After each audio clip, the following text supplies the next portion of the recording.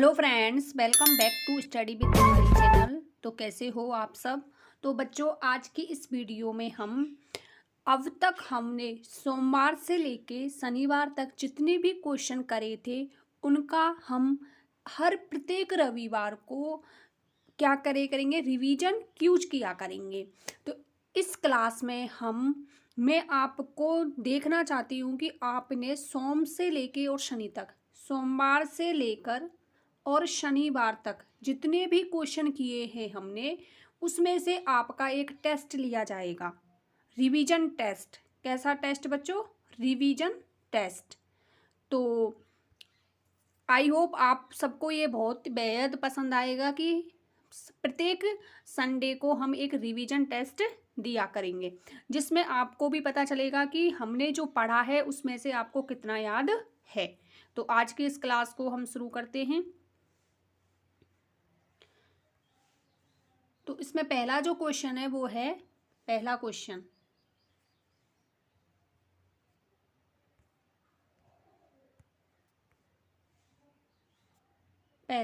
देखते हैं इसमें बच्चों।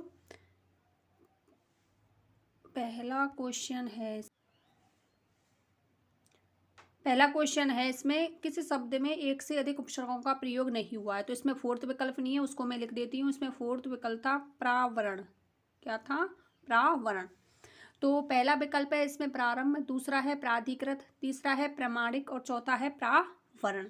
तो आपको बताना है, इसमें से नहीं पूछा है कि ऐसा कौन सा विकल्प है जिसमें एक से अधिक उपसर्गों का प्रयोग नहीं हुआ है। तो मैंने आपको ये कराया था सोमवार के दिन, तो आपको याद होगा। तो इसमें क्या है, प्रे और आ, इसमें तो हैं दो। इसमें क्या है, प्रे और अधि, इसमें भी दो हैं। इसमें भी प्रे और आ, इसमें भी दो हैं। तो इन तीन जो विकल्प हैं इनमें तो क्या क्या है, दो हैं, एक से अधिक उपसर्गों का प्रयोग हुआ है। लेकिन जो फोर्थ विकल्प, तीसरा जो विकल्प है, इसमें नहीं है। तो मैं आपको बताना चाहूंगी तीसरे विकल्प में क्यों नहीं है। तो तीसरा जो विकल्प है ये बना है बच्चों, प्रे प्लस मान धन इक से। तो आपको पता होगा, जैसे ही एक प्रत्यय लगती है तो आगे के वर्ड क्या हो जाता है, आदि वृद्धि हो जाती है। तो आपको कहीं इसमें लग रहा होगा आ होगा, लेकिन आधा नहीं है, क्योंकि इसमें एक प्रत्यय जब लगता है तो ये प्रथम वर्ड में आदि वृद्धि कर देता है। तो इसका राइट आंसर क्या हुआ, तीसरा विकल्प। अगला देखते हैं इसमें, किस क्रम में वृत्तमुखी स्वर नहीं है। कैसा स्वर बच्चों? वृत्तमुखी स्वर। तो वृत्तमुखी मैंने आपको बताया था, मुख्य वृत्ति के आधार पर स्वरों के दो प्रकार होते हैं। एक तो होता है वृत्तमुखी और एक होता है अवृत्तमुखी। ये कौन सा होता है बच्चों? अवृत्तमुखी। तो इसमें बताना है आ, दूसरा है उ, तीसरा है ओ और फोर्थ है औ।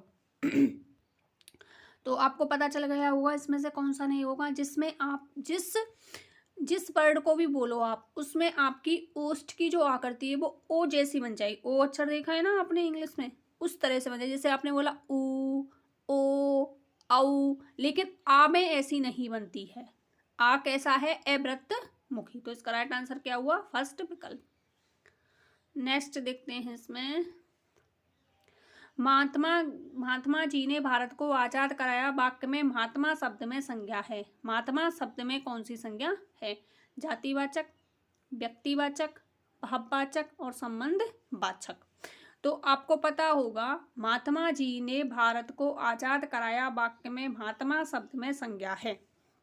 तो मैं आपको बताना चाहूंगी बच्चों, जब भी कोई भी शब्द कोई व्यक्ति विशेष के लिए रूढ़ हो जाए, किसके लिए? व्यक्ति विशेष के लिए। इसमें जो महात्मा जी है ये कोई ऐसा वैसा महात्मा नहीं है जो सड़कों पर डोलते हैं या मंदिरों में रहते हैं। ये महात्मा गांधी जी के लिए आया है, बापू के लिए आया है, जिसने भारत को क्या कराया था, आजाद। तो एक व्यक्ति विशेष के लिए जब रूढ़ हो जाए तो वो किस में चली जाती है? व्यक्तिवाचक संज्ञा में। तो इसका राइट आंसर क्या होगा, सेकंड विकल्प।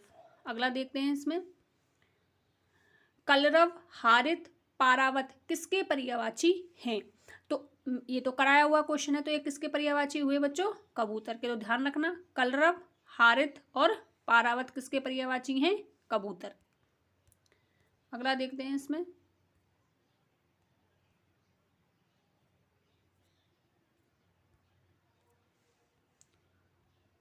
पीताम्बर समस्त पद में कौन सा समास है? पीताम्बर में कौन सा समास है? कर्मधारय, दूसरा है बहुब्री, तीसरा है तत्पुरुष, चौथा है द्वंद्व।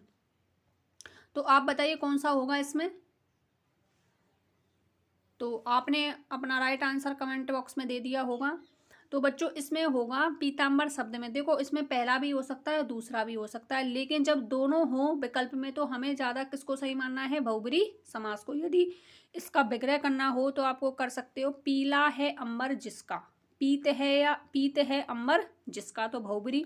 कर्मधारय में करना हो तो पीला है जो अंबर, पीला है जो अंबर वो तो आएगा कर्मधारय में, और पीत है अंबर जिसका उसमें आएगा बहुब्री में। नेक्स्ट, लिखते समय वाक्य में कोई आवश्यक पद छूट जाए तो किस चिन्ह का प्रयोग किया जाता है? तो इसमें 4 विकल्प हैं। पहला विकल्प है इसमें त्रुटि, दूसरा है कोष्टक, तीसरा है लाघव चिन्ह और चौथा है विवरण चिन्ह। तो ये तो बहुत ही आसान क्वेश्चन है, तो इसमें से 3 विकल्प को आप डिलीट कर दो। देखो इसमें विवरण चिन्ह, विवरण तो आएगा नहीं, इसमें तो किसी परिभाषा वगैरह देते हैं तो उसके आगे लगाया जाता है, तो ये ऑप्शन डिलीट। लाघव चिन्ह होगा ही नहीं इसमें, ना कोष्टक होगा। तो लिखते समय वाक्य में कोई आवश्यक पद छूट जाए तो कौन से चिन्ह का प्रयोग करते हैं बच्चों? त्रुटि चिन्ह। तो उस चिन्ह का प्रकार है इस प्रकार से। नेक्स्ट क्वेश्चन, सर्वनाम शब्द में प्रयुक्त नाम शब्द का आशय क्या है? विशेषण, नाम को धारण करने वाला, संज्ञा या सबका नाम।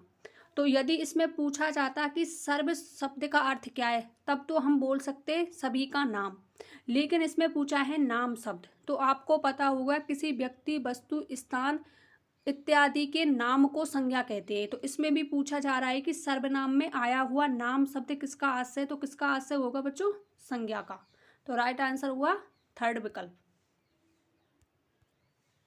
अगला देखते हैं, इसमें झगड़ा मेरे और उसके मध्य में था वाक्य में कारक है। फर्स्ट विकल्प है संबंध कारक, दूसरा है कर्म कारक, तीसरा है करण कारक और चौथा है अधिकरण कारक। तो बच्चों इसमें आप आसानी से कर सकते हो। अधिकरण में क्या आते हैं? मैं पेपर, इसमें कहीं भी नहीं आया हुआ है तो ये ऑप्शन डिलीट। करण कारक में क्या आता है? करण में साधन का काम किया जाता है, जैसे कि चाकू से सब्जी काटी जाती है तो इसमें चाकू से, तो चाकू क्या हो गया इसमें? करण। तो से शब्द इसमें कहीं भी नहीं है सेंटेंस में, ये ऑप्शन भी डिलीट। कर्म कारक, कर्म कारक में क्या आते हैं? कर्ता ने कर्म को आता है, इसमें को कहीं भी नहीं है। तो इस प्रकार से हमने 3 विकल्प को आसानी से निकाल दिया। तो राइट आंसर एक बचा हमारे पास संबंध कारक। और इसमें सिंपल सी पहचान है, जहाँ पर आपको रा री रे काकी के और ना नी ने ये दिख जाए उसमें क्या होता है? संबंध कारक। तो इसमें आया हुआ है मेरे, तो मेरे के पीछे रे जुड़ा हुआ है तो ये किसमें जाएगा? संबंध कारक में। नेक्स्ट क्वेश्चन, ये 10वां है। किस विकल्प में सर्वनाम से निर्मित भाववाचक संज्ञा है? तो सर्वनाम से निर्मित भाववाचक संज्ञा बतानी है आपको। तो आपको पता होगा सर्वनाम 6 सर्वनामों में यदि आपको उनका संकेत कोड पता है आपको कि किस सर्वनाम में कौन सा शब्द आता है, जैसे कि वह, यह, ये आते हैं अन्य पुरुष या निश्चयवाचक में, कोई, कुछ ये आता है अनिश्चयवाचक में, संबंधवाचक में जो, सो, प्रश्नवाचक में क्या और कौन, और पुरुषवाचक में क्या आता है? पहला होता है उत्तम पुरुष जो स्वयं के लिए करता है कहने वाला वक्ता, मध्यम पुरुष में कौन आता है? सुनने वाला श्रोता, और अन्य पुरुष में किसी तीसरे के लिए। तो इसमें से हम देख सकते उपयुक्तता कोई सर्वनाम शब्द नहीं है, ये ऑप्शन डिलीट। मादकता ये भी कोई सर्वनाम शब्द नहीं है, ये ऑप्शन डिलीट। महत्व प्लस ता, तो महत्ता भी कोई सर्वनाम शब्द नहीं है। तो आपने पढ़ा होगा निजवाचक सर्वनाम, तो निजवाचक सर्वनाम में क्या आता है? निज क्या है? एक सर्वनाम शब्द है। निज, स्वयं या अपना, ये निजवाचक सर्वनाम में आते हैं जो स्वयं के लिए प्रयुक्त किए जाते हैं। तो इसमें जैसे ही मैंने ता प्रत्यय लगाया तो वो किस में कन्वर्ट हो गया? भाववाचक संज्ञा में। किस में हो गया? भाववाचक संज्ञा में। तो इसका राइट आंसर क्या हुआ? निजता। क्या हुआ? निजता। तो बच्चों ये थे 10 क्वेश्चन, ये थे 10 क्वेश्चन। ये कितने क्वेश्चन थे? 10 जो आज मैंने आपका एक रिवीजन टेस्ट लिया था। आशा करती हूँ आप सभी के 10 में से 10 नंबर आए होंगे। यदि कोई भी क्वेश्चन में आपको डाउट हो तो आप कमेंट बॉक्स में पूछ सकते हो। क्लास से जुड़ने के लिए थैंक यू सो मच। मिलते हैं नेक्स्ट वीडियो में, तब तक के लिए bye bye, take care all of you.